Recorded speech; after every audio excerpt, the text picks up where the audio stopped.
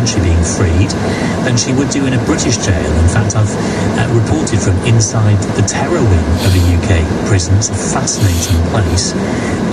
Would she be better off locked up there where we can monitor her? Though, as we were debating, what would she be charged with exactly? Nobody can really pin that one down, not so far. 0345 6060 973. Should Shamima Begum be allowed back to the UK? Nigel Farage has pondered it. More of your calls in just a few minutes' time. First, let's get the latest LBC News headlines now with Jenny Barsby. A local health emergency has been declared for the whole of Los Angeles due to poor air quality caused by the wildfires. The Chancellor's arrived in China for trade talks, saying making Britain better off will be at the forefront of her visit. And the UK recorded its coldest January night for 15 years last night, with the temperature dropping to minus 18.7 in the Scottish Highlands. LBC weather, another cold day, but most places should see plenty of wintry sunshine and a high of 7 degrees. LBC travel line, Dave. Golf Larkies in Hertfordshire on the M1 northbound. The exit slip road at junction 6 for Bricket Wood is closed. That's because a car has broken down. It's slow in Essex on the M25 anti-clockwise. The entry slip road at junction 28 for the A12 is closed because of roadworks today and tomorrow. There are delays in Warwickshire on the M6. The link roads at junction 4A for the M42 interchange are closed in both directions all weekend. That's because of roadworks. On the trains, Avanti West Coast have delays of up to an hour and a half and some cancellations between Nuneaton and Rugby because of overhead line problems. And also on the train, South Western Railway have delays of up to an hour and cancellations between London Waterloo and Clapham Junction. That's because of a points failure at Waterloo. This is LBC. You know, it's easy to miss important things with all the notifications you get. Like this message from Sergey. Help me, I'm trapped in the upstairs bathroom. Delete. But this message from Otto Sergey is important. Hello, Mr. Alexander. I've delivered your personalized car insurance deals ahead of your renewal. Thank you, Otto Sergey. Simples. Welcome to a new era. Get personalized deals delivered by Otto Sergey from Compare the Market. Help! Prices generated from information you provided. Reviewed before purchasing. Help! This is LBC. Whatever your goal is, you'll find all the electricals you'll need to succeed at AO. Whether you're stepping into wellness, getting smart about saving energy, or just want to refresh old appliances, we've got all you'll need from brands like Hotpoint, Beko and Ninja.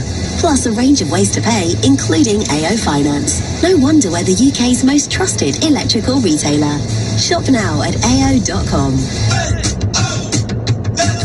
To verify most trusted, visit AO.com/trust. Looking for a reason to plan your next trip? Well, Premier Inn has over 1 million rooms at £45 a night. So that's 1 million reasons to tick wild winter swimming off the bucket list. 1 million reasons to book in for a family visit to the theatre. And 1 million reasons to bond with your team away from the office. Do your thing. Get better sleep for your money. With over 1 million rooms for £45 a night. Book now at premierin.com. Selected locations. Exclusions and T's and C's apply. Meet Terry and Sue. When shopping for a new car, Sue likes to go online. Terry, he likes to give things a bit of a feel. Oh, cheeky. So that's why they're heading to one of Cinch's new stores, where buying a car is no faff. Sue can chill and check out the website, while Terry tickles the dash of hundreds of cars. Watch out, Sue. You'll never get him home now. With a 90-day warranty and 14-day money-back guarantee, Terry and Sue are cinching it. Buy online today or head to our store. Search Cinch Store for details. Mileage restrictions, terms and conditions apply. For his wedding day, Liam bought a head mic and hired a backing band. It's gonna take a lot to drag me away from you. There's nothing that... Luckily, he moved his credit card balances to his new Barclaycard Platinum card, saving him interest on his purchases and earning him cash back. Offer ends February 6, 2025. Search Barclaycard Platinum today. 24.9% APR representative variable, subject to financial... Paul Brand on LBC. Call 0345 6060 973. Good morning, it's Paul Brandt here on LBC. Great to have your company this Saturday morning. We're talking about whether we should also be in the company of Shamima Begum. Should she be allowed back to the UK to live amongst us? Nigel Farage is sort of pondering it at the moment. He's very keen to spell out exactly what he has and hasn't said. He doesn't want it to happen, but he said he's now thoughtful about the idea in an interview he gave yesterday, suggesting that maybe she should be allowed to return. That's what the Trump administration, the incoming Trump administration appears to be pushing for. It wants countries to repatriate ISIS fighters and their associates because there are concerns about the security of Syrian jails now, where, of course, many of these ISIS fighters are locked up, because there's a new regime in Syria and we can't guarantee they won't be let out. Would it be safer for Shamima Begum to be back here in the UK where we can deal with her ourselves? 0345 6060 973. Loads of calls and texts coming in. Let's speak to Phil, who's a new caller in Manchester. Morning, Phil. Morning. I'm going to hand in my Reform Party membership either today or no, I've got to do it Monday now because I'm outraged. At letting in. Nigel Farage thinks it's okay now, our leader, to let her come back. She's a traitor. I'm sorry, she's a traitor, and she's agreeing men to have their heads chopped off in ISIS territory. It's outrageous. Outrageous again. So you're leading the party over it? 100%, and there's another 100 people like me in my small town, because we're in Withersham in Manchester, and I can tell you now, Paul, what Nigel's doing is Elon. I agree with Elon. Need a new member, need a new leader. He's weak. He's becoming more like Labour, Liberal, and he's not becoming more like the BNP who I originally voted for years ago. I want them out. I want it to. That is I'm not racist because I go to my local takeaway, mate, and I was speaking to Indians, so I'm not racist there. I buy food from takeaways. So how can you call me racist, mate? I'm just saying that. Okay, that's immigrants. I mean, Phil, I can only assume this is some kind of joke call, because the idea that you go and buy food from a takeaway and that doesn't make you a racist is just absolutely laughable. And if anything, to Nigel Farage's credit, he has put an absolute red line in the sand saying he will not associate with Tommy Robinson, and he does not want any BNP members in Reform UK, which was the same tack that he took when he was UKIP leader as well. So maybe you're the kind of member, if you are indeed a member, Phil, that Nigel Farage is quite happy to be shot off this morning. What do the rest of you think? Should Shamima Begum be allowed back into the UK? Lots of texts coming in this morning. Christopher says, good morning, Paul. Begum could be released in Syria and make her way to France, get herself onto a rubber boat and hey-ho, get herself picked up by the Border Force water taxis,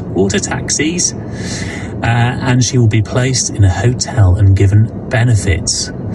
And Andrew says, you've also got to consider the immense resources that would need to go into managing these persons when they're back in the country. We don't have the numbers to provide that level of management. Well, our prisons are very full, aren't they?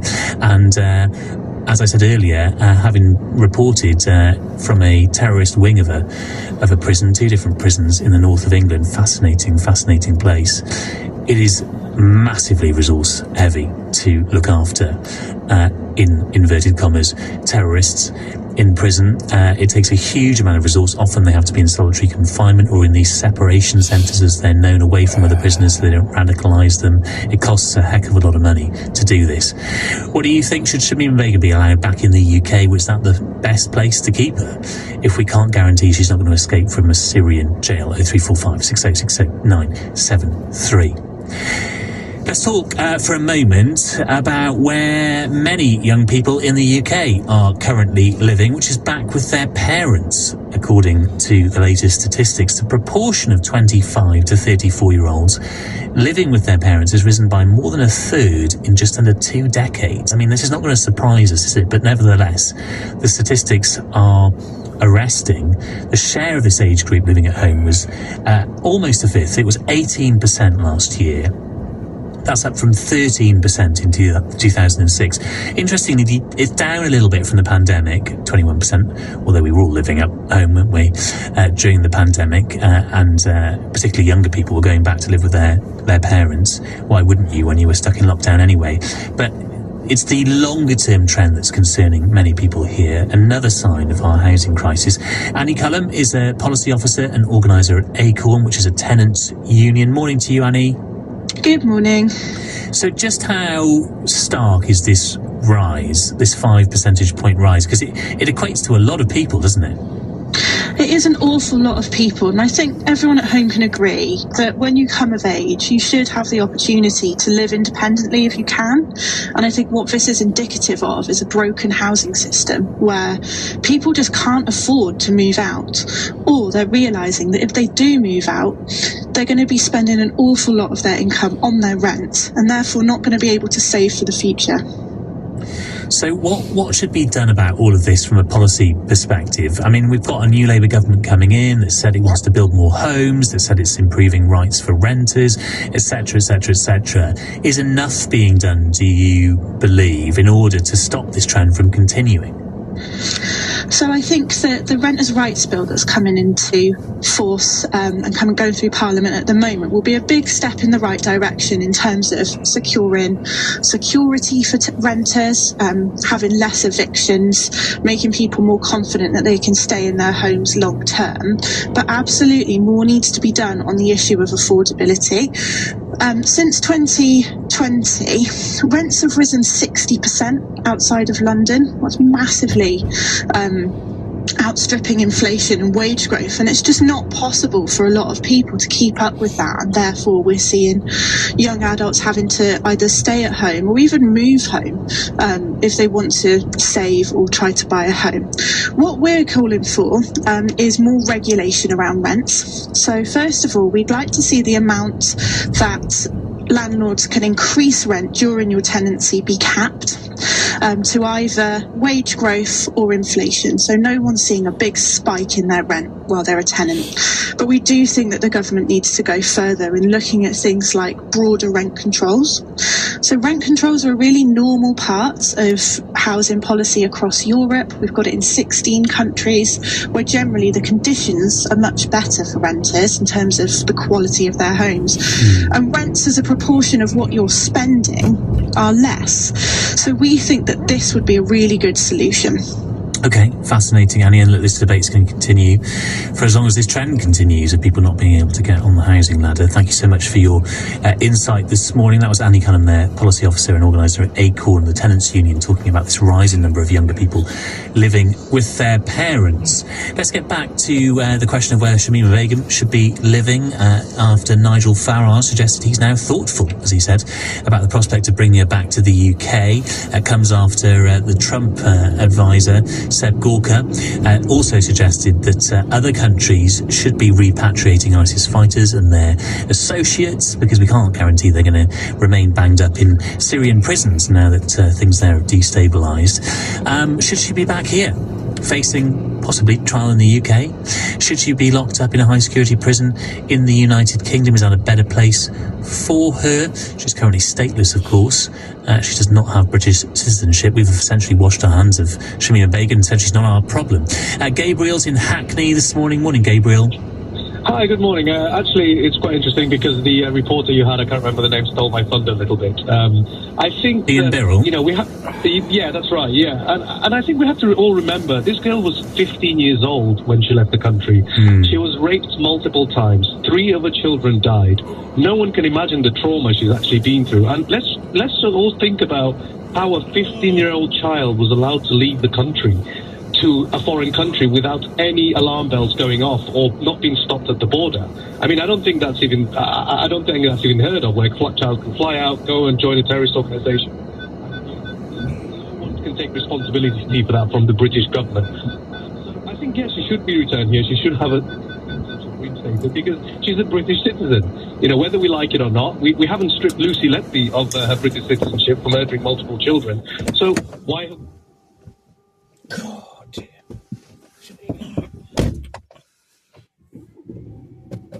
No right and wrong at the age of 15, and she may have been naive about what she was getting into. She may not have realised the gravity of her decision, but nevertheless she would have known right and wrong when it came to ISIS and the fact they were a terrorist organisation. And we do convict people of the age of 15 of things like murder, for example. So we shouldn't be too sympathetic, should we? No, I'm not saying, look, I'm not sympathetic for what she did. I'm not saying I feel sorry for her for what she did. What she did was incredibly stupid. We've all done stupid things.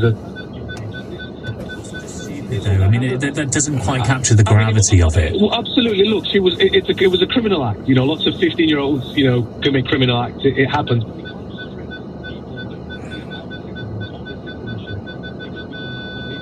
They committed crimes. We try them in our country. That's how the law works. I have a 19-year-old daughter. She's done lots of stupid things at 15. Obviously, she didn't go and join a terrorist organization abroad. But if she was to fly out...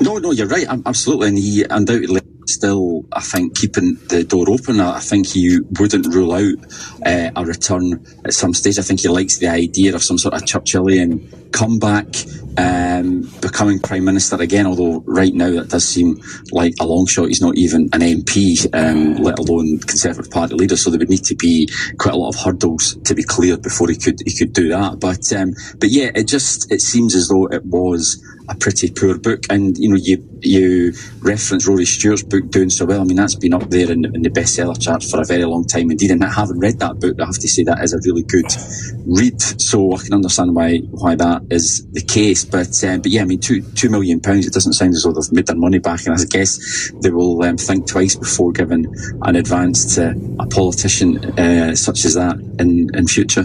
Yeah, he always gets incredible advances, doesn't he? The memoir he wrote, not memoir, what am I trying to talk about here? The Churchill book. What do we call that? Biography of Churchill. The biography, yeah. Is it not one of Shakespeare as well? Yes, I think he's supposed to be writing as well, which, that's yet to see the light of day. Yeah. So his reputation, I thought, has taken, obviously, a bit of a bashing, and yet this may actually make him think twice about re-entering the political fray, because if he's not selling his book, then it cast down. He's not selling his politics. Harvest very, very many votes. Yeah. Kevin, fascinating. Thank you so much for joining me this morning. That was Kevin Schofield there, political editor of HuffPost UK, talking about Boris Johnson's disappointing book sales. Let's get back to Shamima Begum and whether or not she should be allowed into the UK. All of this being reignited by Nigel Farage's comments, suggesting that he is now thoughtful, as he said, about whether or not she should come back, because Seb Gorka, terror chief advisor to Donald Trump, has said that countries should be repatriating ISIS fighters and their associates because they're no longer secure in Syrian jails that could escape and cause all sorts of harm or pose threats to the West. William is in Alloa in central Scotland. Morning to you, William. Good morning, Paul. What do you think then? Should she be allowed back, Shamima Begum? Well, I've followed this case for years and I feel very strongly about it. I believe that Shamima must be allowed to return to the UK. She was born in the United Kingdom and I understand her citizenship has been revoked.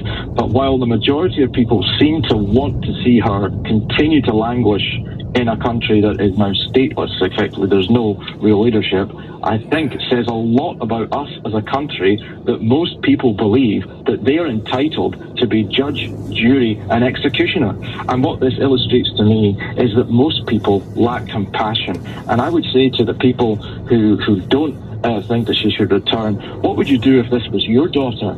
Are you really sure that your daughter or your son it couldn't be caught up in fanaticism? Because we're living in a time where people can become extreme, especially if they're looking online and they exist in an echo chamber. A lot of us, especially young people, can be prone to fanaticism, and I think we need to show compassion. Shamima is British and she needs to be allowed to return, and us as a nation, we need to reflect on who we are and whether we really have compassion or not. And I understand you're saying that the debate has moved on and this is about security now. Well, if that's the case, then that shows that the mindset of most people is service to self.